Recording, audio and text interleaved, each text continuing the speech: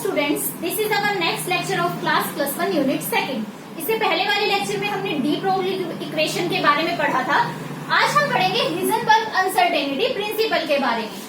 तो इस प्रिंसिपल के अकॉर्डिंग क्या था कि it is not possible to measure simultaneously the position and momentum of a microscopic particle. कि कोई एक माइक्रोस्कोपिक पार्टिकल लिया तो उसके लिए उसकी पोजीशन और मोमेंटम को एक ही पॉइंट के ऊपर क्या करना, मेजर करना क्या था, इम्पॉसिबल है। हम एक्यूरेसी से मेजर नहीं कर सकते। मतलब क्या है कि अगर हम क्या करेंगे, पोजीशन की एक्यूरेसी बढ़ाएंगे कि यहाँ पे इस पोजीशन पे एग्जैक्ट क्या है हमारा कोई भी माइक्रोस्कोपिक पार्टिकल है, तो हमारे पास क्या है, मोमेंटम की अनसर्टेनिटी इंक्रीज हो जाएगी। और अगर हम मोमेंटम को क्या करेंगे, एक पर्टिकुलर वैल्यू फिक्स करेंगे, तो हमारी पोजीशन की क्या है, अनसर्टेनिटी इंक्रीज हो जाएगी। तो बेसिकली क्या था कि एक मूविंग माइक्रोस्कोपिक पार्टिकल है तो हम उसकी क्या है, उसकी मोमेंटम और पोजीशन एक साथ एक पॉइंट पे एक्यूरेटली मेजर नहीं कर सकते। तो इक्वेशन क्या थी, डेल्टा एक्स इंटू में delta p is greater than equal to 4/h/4π।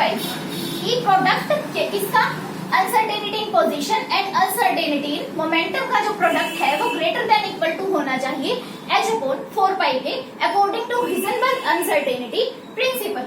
अब मोमेंटम क्या होता है, P is equal to mv। ठीक है, कोई मूविंग माइक्रोस्कोपिक पार्टिकल है तो उसका मोमेंटम क्या होगा, m इंटू में v। तो मास तो क्या होगा, किसी कोई भी अगर आपका माइक्रोस्कोपिक पार्टिकल है तो मास तो क्या होगा, उसका फिक्स होगा। तो चेंज किसमें होगा, उसकी वेलोसिटी में। तो x delta x dot m delta v क्या हो गया, greater than is equal to h/4π। तो हमें यहाँ से क्या पता चला कि अगर हम पोजीशन को फिक्स कर रहे हैं, क्या डेल्टा x को हम क्या कर रहे हैं, फिक्स कर रहे हैं, ठीक है, डेल्टा x को सर्टेन कर रहे हैं, तो हमारी अनसर्टेनिटी इंक्रीज हो जाएगी वेलोसिटी में। हम उस माइक्रोस्कोपिक पार्टिकल की वेलोसिटी क्या नहीं कर सकते, अच्छे से मेजर नहीं कर सकते। अगर हम क्या करें, वेलोसिटी को फिक्स कर दें, तब अनसर्टेनिटी बढ़ जाएगी पोजीशन की।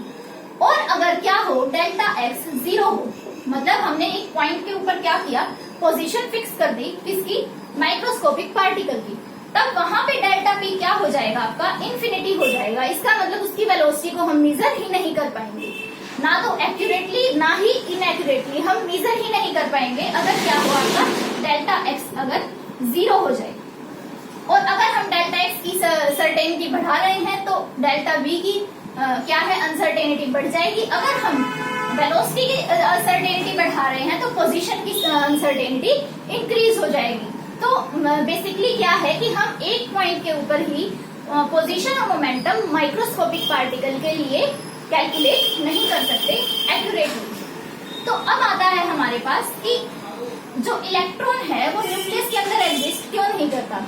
ठीक है, हमें पता है कि इलेक्ट्रॉन न्यूक्लियस के अंदर नहीं आ सकता, लेकिन according to Bohr model, according to Rutherford क्या था कि इलेक्ट्रॉन मूव कर रहे हैं न्यूक्लियस के चारों तरफ। तो कोई भी अगर मूविंग पार्टिकल है तो अगर उसके पास एनर्जी है तो एक टाइम पे तो वो अपनी एनर्जी लूज करेगा, मूव करता गया, तो कंटिन्यूअस मूव कर रहा है। तो एक टाइम पे क्या होता है, कोई भी मूविंग पार्टिकल उसकी एनर्जी स्लो होना शुरू हो जाती है। तो अगर इसकी एनर्जी, जो इलेक्ट्रॉन है, अगर ये अपनी एनर्जी क्या कर दे, लूज कर दे, तो ये न्यूक्लियस के अंदर चला जाना चाहिए।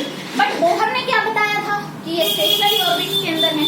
तो हिजेनबर्ग ने भी अपने प्रिंसिपल के अकॉर्डिंग बताया कि इलेक्ट्रॉन न्यूक्लियस के अंदर कैसे एग्जिस्ट नहीं कर सकता। जैसे बोहर ने एक्सप्लेन किया था कि इलेक्ट्रॉन क्या है, स्टेशनरी ऑर्बिट के अंदर है और वो खुद से कोई एनर्जी नहीं लेते और ना ही लूज करते। तो ऐसे ही हिजेनबर्ग ने अपनी थ्योरी के अकॉर्डिंग भी इस चीज को एक्सप्लेन किया कि इलेक्ट्रॉन न्यूक्लियस के अंदर क्यों एग्जिस्ट नहीं कर सकता, कैसे। For an electron to remain in nucleus, कि ये क्या है, ये हमारा न्यूक्लियस है और इसके अंदर इलेक्ट्रॉन, ये यहाँ पे इलेक्ट्रॉन को रहना है। तो अगर इसको इलेक्ट्रॉन को न्यूक्लियस के अंदर रहना है तो क्या होना चाहिए, uncertainty in velocity should be less than 3 × 10⁸। जो स्पीड ऑफ लाइट है उससे कम होनी चाहिए डेल्टा v। डेल्टा v की वैल्यू क्या होनी चाहिए, स्पीड ऑफ लाइट से लेस होनी चाहिए। और अनसर्टेनिटी इन पोजीशन मतलब डेल्टा x वो कहाँ, किससे ज्यादा नहीं होनी चाहिए, डायमीटर ऑफ न्यूक्लियस की। क्योंकि अगर इलेक्ट्रॉन देखो यहाँ है तो मोस्टली अनसर्टेनिटी कितनी हो सकती है सबसे ज्यादा, कि इसके डायमीटर, इससे बाहर तो फिर न्यूक्लियस के बाहर ही हो जाएगा इलेक्ट्रॉन। तो सिर्फ इसके डायमीटर के अंदर तक इसकी मैक्सिमम क्या हो सकती है, अनसर्टेनिटी इन पोजीशन हो सकती है कि इलेक्ट्रॉन यहाँ करे, यहाँ करे, यहाँ या फिर यहाँ। तो मैक्सिमम अनसर्टेनिटी इन पोजीशन क्या होगी, जितना न्यूक्लियस का डायमीटर है उससे ज्यादा नहीं होनी चाहिए। तो जब हमने क्या लिया, एक इलेक्ट्रॉन का एग्जांपल लिया और इसके अंदर क्या की, सभी वैल्यू पुट करके देखी हमने कि यहाँ पे क्या किया, डेल्टा वी की वैल्यू निकाली और यहाँ पे हमने क्या की, सब वैल्यूज पुट कर दी। डेल्टा एक्स क्या है, 10⁻⁻15, मास ऑफ इलेक्ट्रॉन पुट किया, लेंथ कांस्टेंट की वैल्यू रखी, तो हमारे पास डेल्टा वी वेलोसिटी थी जो इलेक्ट्रॉन की, वो आ रही थी 5.8 × 10⁻10 मीटर पर सेकेंड, जो किससे बहुत ज्यादा है, ये किससे ज्यादा है, 3 × 10⁸ मीटर पर सेकेंड से ज्यादा है ये, जबकि होनी नहीं चाहिए। तो इसी वजह से क्या है कि इलेक्ट्रॉन न्यूक्लियस के अंदर एग्जिस्ट नहीं कर सकता, क्योंकि उसकी चेंज इन जो वेलोसिटी है वो greater than speed of light आ रही है। फिर आता है कि हिजेनबर्ग अनसर्टेनिटी प्रिंसिपल हमारी डेली लाइफ में उसका क्या इम्पैक्ट पड़ता है। तो हमारी डेली लाइफ में हिजेनबर्ग अनसर्टेनिटी प्रिंसिपल का कोई इफेक्ट नहीं पड़ता है, कोई उसका यूज नहीं है। क्यों?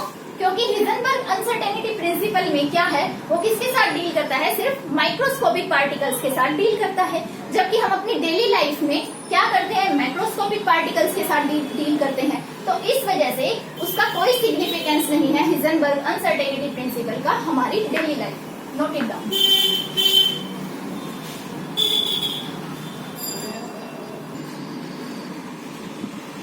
सो स्टूडेंट्स, अब हम बात करते हैं सुजेंडर वेव इक्वेशन के बारे में। तो 1926 में जो सुजेंडर हमारे साइंटिस्ट थे, उन्होंने क्या किया, उन्होंने एक ऐसा एटॉमिक मॉडल डेवलप किया जो एक पार्टिकल के या फिर इलेक्ट्रॉन के वेव और पार्टिकल दोनों नेचर को क्या कर रहा था,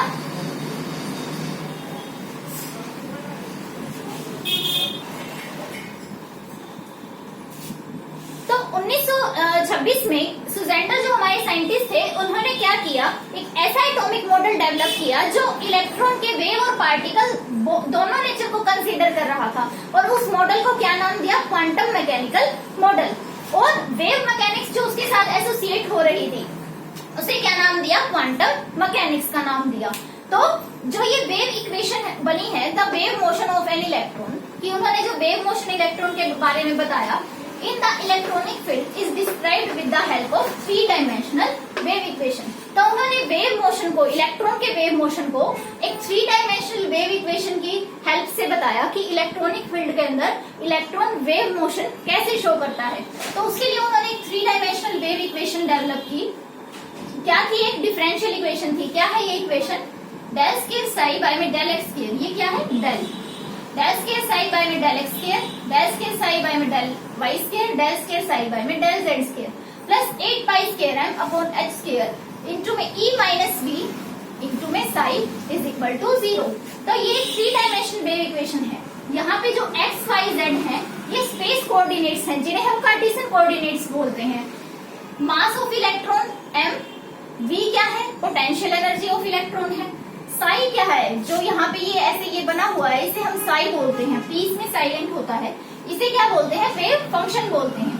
ठीक है, तो ये थी 3 डायमेंशनल वेव इक्वेशन जो इन्होंने दी कि इलेक्ट्रॉन के वेव मोशन को बताने के लिए सुजेंडर ने। तो जो ये साई है, ये क्या है, एक वेव फंक्शन है, इसकी बट कोई फिजिकल सिग्निफिकेंस नहीं होती। और साई क्या हो सकता है, पॉजिटिव भी हो सकता है और नेगेटिव भी हो सकता है, बोथ वैल्यूज हो सकती है वेव फंक्शन की। बट जो साई स्केयर है, जब हम साई का क्या कर देते हैं, स्केयर कर देते हैं, तो इसकी फिजिकल सिग्निफिकेंस होती है, क्योंकि साई स्केयर क्या बन जाती है, प्रोबेबिलिटी डेंसिटी बोलते हैं साई स्केयर को।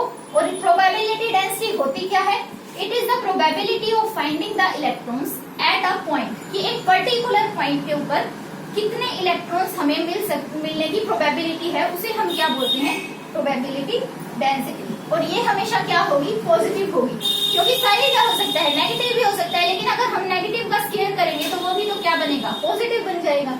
तो इसकी जो साई स्केयर है, प्रोबेबिलिटी डेंसिटी है, वो ऑलवेज क्या होगी, पॉजिटिव होगी। जबकि जो साई है, वेव फंक्शन है हमारा, वो पॉजिटिव और नेगेटिव दोनों क्या है, वैल्यू को गेन रख सकता है अपने साथ। तो सुजेंडर वेव इक्वेशन क्या है, बेसिकली 3 डायमेंशनल वेव इक्वेशन है जो इलेक्ट्रॉन के वेव मोशन को दिखाती है। एक डिफरेंशियल इक्वेशन है ये, नोट इट डाउन।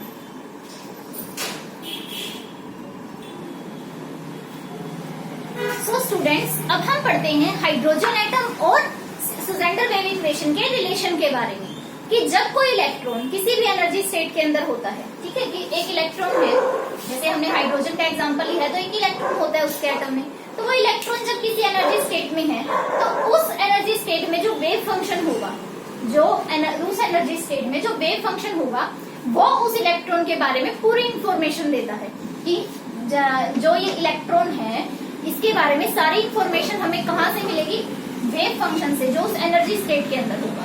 तो इस तरह के वेव फंक्शन हाइड्रोजन एटम की या फिर हाइड्रोजन एटम लाइक स्पीशीज के वेव फंक्शन को हम क्या बोलते हैं, एटॉमिक ऑर्बिटल बोलते हैं। एंड हमें क्या मिले, we had 3 types of energy levels on solving सुजेंडर वेव इक्वेशन। जब वो हमने 3 डायमेंशनल वेव इक्वेशन को जब सोल्व किया तो हमें 3 टाइप के क्या मिले, एनर्जी लेवल्स मिले, that an electron can occupy, कि इलेक्ट्रॉन के पास क्या है, 3 एनर्जी लेवल्स हैं, और वो हमें कहाँ से मिले, सुजेंडर वेव इक्वेशन को सोल्व करने पे। और ये एनर्जी लेवल्स क्या थे, क्वांटाइज्ड थे। क्वांटाइजेशन का मतलब मैंने आपको पहले भी बताया है कि किसी भी स्पीशीज की प्रॉपर्टी को क्या कर देना, रिस्ट्रिक्ट कर देना, उसे क्या बोलते हैं, हम क्वांटाइजेशन बोलते हैं। And psi are the characterised by 3 quantised number. तो जो एटॉमिक ऑर्बिटल्स थे जिन्हें हमने साई बोला, वो किससे कैरेक्टराइज हो रहे थे, 3 क्वांटम नंबर से। वो 3 क्वांटम नंबर कौन से थे, एन, एल एंड एम, जिसके बारे में हम नेक्स्ट लेक्चर में पढ़ेंगे कि ये क्या है। तो फीचर्स क्या है क्वांटम मैकेनिकल मॉडल के। तो अगर क्वेश्चन आए कि सुजेंडर वेव इक्वेशन ने कौन से 3 क्वांटम नंबर्स को के बारे में बताया था, वो क्या थे, एन, एल एंड एम। जो 4th आपका स्पिन क्वांटम नंबर होता है, उसके बारे में सुजेंडर वेव इक्वेशन ने नहीं बताया था, सिर्फ ये 3 के बारे में बताया था। अब हम पढ़ते हैं फीचर्स क्वांटम मैकेनिकल मॉडल के, जो कि इन्होंने दिया, सुजेंडर ने दिया। क्या फीचर्स थे, एक तो क्या है, energy of electron in an orbital is quantized. Electron की एनर्जी क्या रहेगी, क्वांटाइज्ड रहेगी ऑर्बिटल के अंदर। Path of electron is only probable, कि जो इलेक्ट्रॉन का पाथ है, जो जिस पाथ को वो फॉलो कर रहा है, ऐसे रिवॉल्विंग, वो क्या है, सिर्फ प्रोबेबल है, वो एग्जैक्ट पाथ नहीं है। हमें एग्जैक्ट नहीं पता चल सकता कि इलेक्ट्रॉन इस पॉइंट के ऊपर मिलेगा, वहां पे सिर्फ प्रोबेबिलिटी होती है कि इस पॉइंट के ऊपर ज्यादा प्रोबेबिलिटी है इलेक्ट्रॉन मिलने की और इस पोजीशन पे कम प्रोबेबिलिटी है। सिर्फ ये चीज बताता है, पाथ क्या है, सिर्फ प्रोबेबल है, एग्जैक्ट नहीं है, जिसकी वजह से हमें क्या पता चला, concept of atomic orbitals. Orbitals की हम डेफिनेशन करेंगे, जो क्या होती है, इट इज द रीजन, ठीक है, कि जहाँ पे क्या हो, प्रोबेबिलिटी मैक्सिमम हो इलेक्ट्रॉन के फाउंड होने की। तो वहां भी क्या यूज हुई, प्रोबेबिलिटी यूज हुई, ना कि एग्जैक्ट, कि एक रीजन जहाँ पे ज्यादा प्रोबेबिलिटी है इलेक्ट्रॉन के फाउंड होने की, उसे हम क्या बोलते हैं, ऑर्बिटल बोलते हैं। और यहीं से ऑर्बिटल की डेफिनेशन क्या हुई थी, डेवलप हुई थी, कैसे कि जो पाथ है इलेक्ट्रॉन का according to quantum mechanical model, वो क्या है, सिर्फ प्रोबेबल है, एग्जैक्ट नहीं है। कि हम ये नहीं बता सकते कि यहाँ पे इलेक्ट्रॉन एग्जैक्ट है, सिर्फ ये बता सकते कि हाँ, इस पॉइंट पे क्या है, प्रोबेबिलिटी ज्यादा है इलेक्ट्रॉन के फाउंड होने की। लास्ट क्या है, atomic orbitals have definite energies and can't have more than 2 electrons. की एटॉमिक ऑर्बिटल्स जो हैं, वो उनकी क्या होती है, डेफिनेट एनर्जी होती है, और एक ऑर्बिटल के अंदर 2 से ज्यादा इलेक्ट्रॉन नहीं आ सकते। Note it down.